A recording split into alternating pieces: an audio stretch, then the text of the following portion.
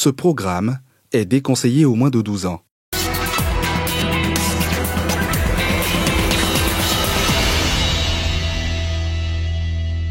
Quand je demande à ma cousine, elle me dit que non, son contrat est fini à l'aéroport là-bas. Le couteau était trempé de sang. Ma fille a souffert.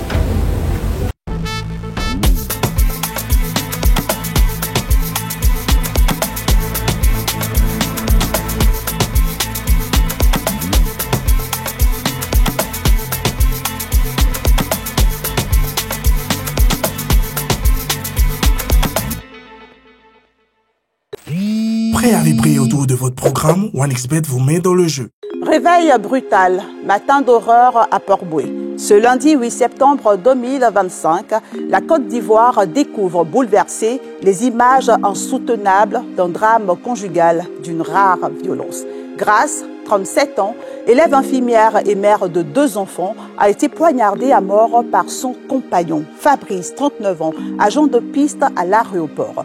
Plus de 20 coups de couteau, plus de 20 gestes de trop. Cette scène d'effroi glace le sang. D'abord évoquée comme une crise de jalousie, l'affaire révèle peu à peu une réalité bien plus sombre, bien plus inquiétante, plus complexe.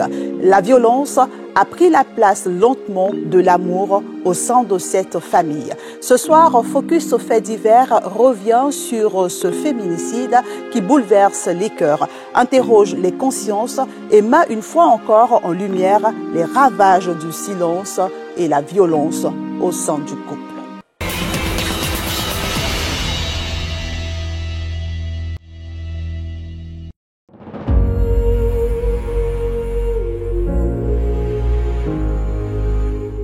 Divo, chef-lieu de la région du Lodjibois, à environ 3 heures d'Abidjan. C'est ici que Étienne, nom d'emprunt, vit une retraite paisible depuis 2015. Le vieil homme, anciennement maintenancier de véhicules importés, est fier de son fils Fabrice, 39 ans, qui marche dans ses pas. J'ai réussi à faire entrer Fabrice dans l'entreprise aéroportuaire où j'ai travaillé pendant plusieurs années. Il a le niveau Bac plus 2, mais il est entré avec le BPC en tant que pompier. Mais il a fait une formation de 9 mois à Niamey, au Niger, d'où il est sorti en qualité d'agent de bureau des plans de vol. En juin 2025, Fabrice suit une autre formation à Niamey, à la joie de ses parents et de sa compagne Grace, 37 ans, élève infirmière en 2e année dans la filière privée de formation payante de l'INFAS. Avec elle, Fabrice a 2 enfants, Samuel, 11 ans, en classe de 4e, et Marie Priel, 6 ans, en classe de CE1. Mais tout ne se passe pas comme prévu au cours de cette formation.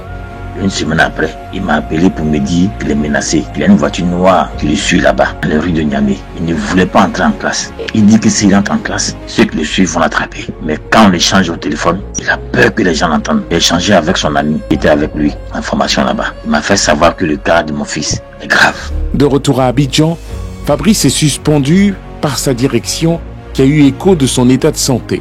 L'examen médical effectué par Fabrice le 28 juillet 2025 fait état de phobie et de troubles du comportement. Une ordonnance lui est prescrite. 1 mois plus tard, tout rentre dans l'ordre car Fabrice fait preuve de lucidité. Il reprend le service. Sauf que très vite, les vieux démons allaient ressurgir entre Fabrice et sa compagne.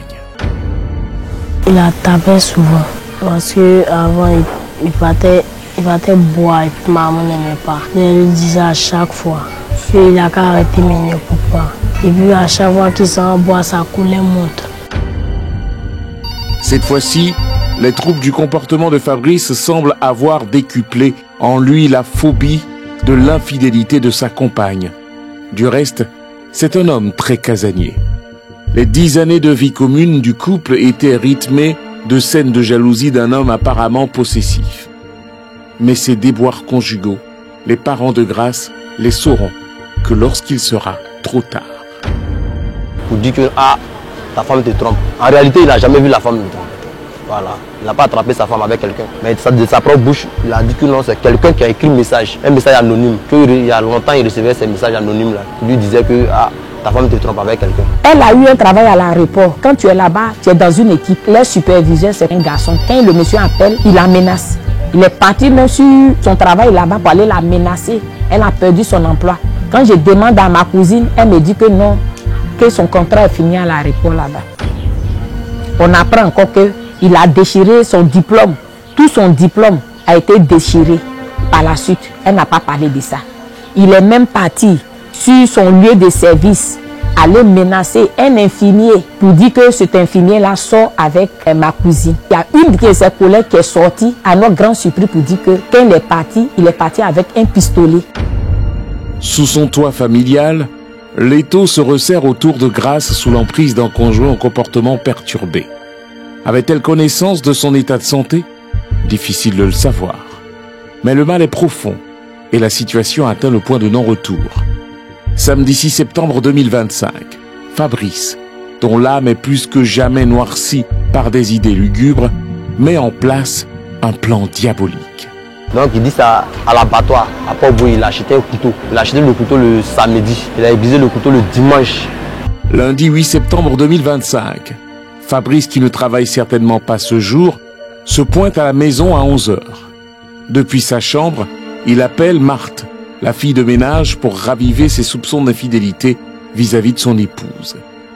Et puis il m'a appelé, je suis parti. Et puis il m'a demandé, Mato, quand moi je n'étais pas là, il va au travail là. Le jour que ta tante, elle n'a pas parti à l'école là, elle envoie garçon ici. Là il dit non, tonton. Depuis que moi je suis venu ici, je n'ai jamais vu garçon ici.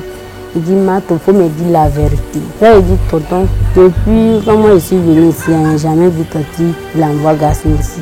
Il dit, il n'a pas dit la vérité. C'est là il m'a dit qu'il y a un gars sorti. Les propos de la fille de ménage lui glissent sur le dos, tel celui d'un canard. Ses idées toutes faites, Fabrice n'attend plus que sa compagne pour lui faire endurer le supplice. Il est 16h. Grace regagne le cocon familial où elle trouve son conjoint Fabrice, ses 2 enfants et sa fille de ménage. Le climat est lourd. D'une voix épuisée, elle souffle des consignes à sa fille de ménage. Mais Fabrice avait bien orchestré son plan. On va mettre l'eau là au feu. Et puis, tonton m'a appelé, Mato vient t'envoyer toi. Et puis ça, ma tante, mais elle a dit que, elle a dit à Mato qu'elle n'a pas chauffé l'eau pour moi. Attends, elle va chauffer d'abord. Et puis ils vont partir. J'ai mis l'eau là au feu. Je suis venu mettre l'eau au feu. Puis je suis parti prendre l'argent. À peine sortie de la maison, Marthe, la fille de ménage, ressent un frisson glacé, un pressentiment qu'elle a du mal à s'expliquer. Pendant ce temps, Samy, le fils aîné du couple, revient sur ses pas pour aller aux toilettes. Il ne le sait pas encore, mais sa vie va basculer à jamais. En entrant dans la chambre, l'enfant de 11 ans découvre l'impensable. Son père, le visage déformé par la rage, brandit un couteau et s'acharne sur sa mère. Une scène d'horreur qu'aucun regard d'enfant ne devrait jamais croiser. C'est ça, maman criait qu'il ne faut pas nous tuer, laisse-moi. Ça, il dit qu'il n'y a pas pardon dedans, que nous deux on va mourir ensemble. J'ai vu maman blessée, je voulais sortir et puis elle m'était la piquée. Elle est tombée. Quand il s'est arrivé là-bas, sa petite fille, elle est déjà dedans là-bas. Elle demande, papa, pardon, pour ne pas tuer maman, parce qu'on a demandé pardon à tonton. Il prend un couteau là pour nous suivre. Quand il a piqué ici, on a vu. Il dit, je suis sorti, courir pour sortir, il dit au secours, aidez-moi. Quand je suis venu, il a trouvé le couteau sur la table. Sur la table dehors, le couteau était trempé de sang.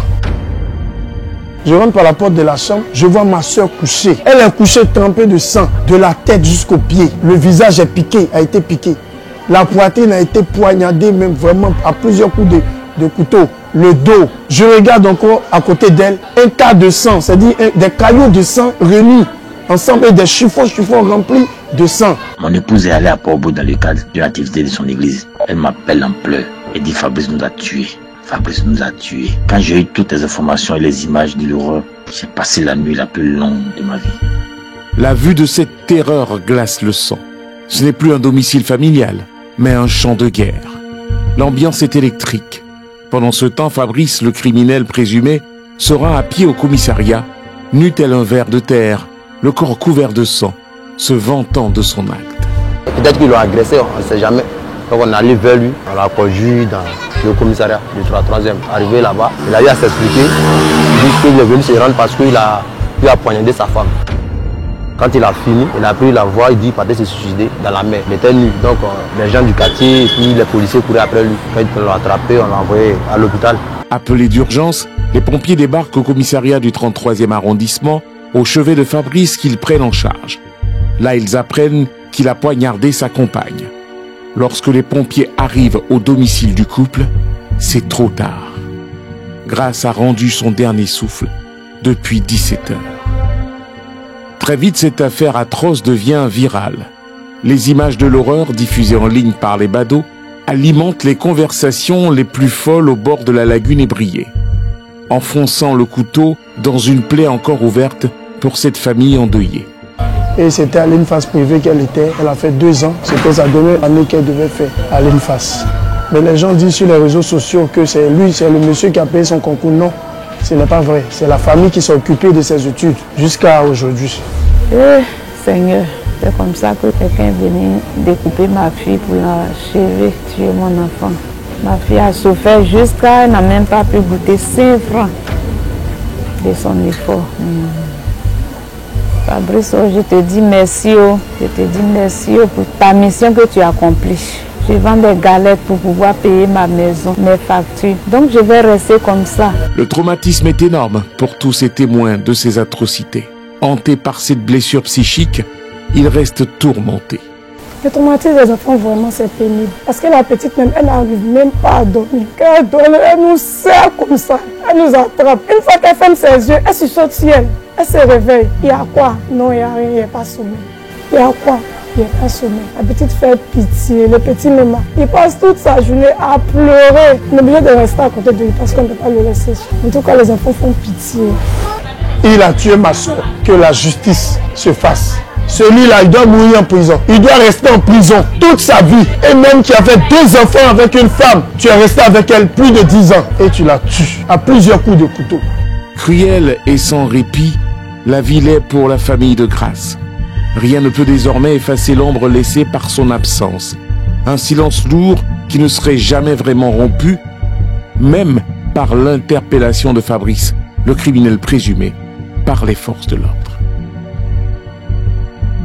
Le chagrin est immense. La mère de Grace n'a pas eu la force, ni même la possibilité de voir une dernière fois le visage de sa fille, dont la violence du drame était insoutenable. Chez les parents de Fabrice, le silence a pris la place des rires. Stigmatisés, isolés, ils vivent désormais avec la honte et le poids d'une culpabilité qu'ils n'ont pourtant pas méritée. Et puis, il y a Samy et Marie Priel, 2 enfants marqués à vie, 2 destins fragiles, brisés par la folie d'un instant. Depuis le 3 octobre 2025, Grace repose à Boisflé. Derrière chaque féminicide, il y a des enfants orphelins, des parents brisés, une société meurtrie. Grace est le visage de toutes celles qu'on n'a pas su protéger. Alors jusqu'à quand allons-nous détourner le regard? Jusqu'à quand allons-nous tolérer que la jalousie devienne un permis de tuer? Il est temps d'agir, il est temps de dire stop avec fermeté, parce que chaque silence nous rend complices, parce qu'aucune femme, jamais, ne devrait mourir pour avoir aimé. Bonsoir. Paris gagné, vous venez de suivre votre programme avec OneXBet, site de paris sportifs en ligne.